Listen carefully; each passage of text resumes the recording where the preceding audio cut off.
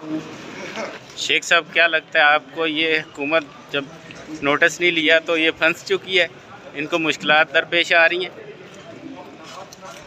मेरा ख्याल है मेरी खामोशी जो है वो ज़्यादा अहम है, इबादत है।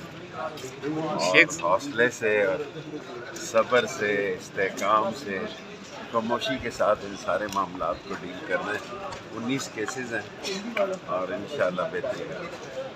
शेख साहब, आज आने वाला जो वक्त है उसको आप किस तरह से देख रहे हैं?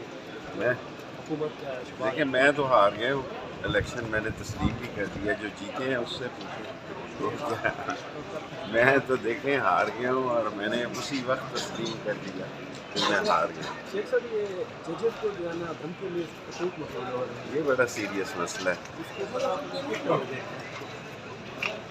जजिस के खतों को जज खुद बेहतर तौर पर बहस में ला रहे हैं और बात जो है वो सीरियस है और मैं इसे काफ़ी सीरियस देखता हूँ।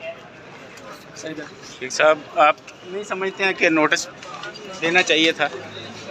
नोटिस दिए उन्होंने, लेट किया, पहले नोटिस चीफ जस्टिस को देना चाहिए था। मैं ज़्यादा नहीं इस पर बात करना चाहता। बड़ा अहम ये मसला और हसास मसला है और अहम और हसास मसले में वो खुद ही बेहतर तौर पर बात करें तो अच्छा है। इससे हुकूमत को टफ टाइम, हुकूमत देखें जी, हुकूमत को ये नहीं मालूम कि हुकूमत क्या कर रही है। ना मैं टीवी देख रहा हूँ, ना अखबार पढ़ रहा हूँ, ना मैं ट्वीट कर रहा हूँ और रेस्ट कर रहा हूँ। Rest is the best. Thank you Sheikh साहब।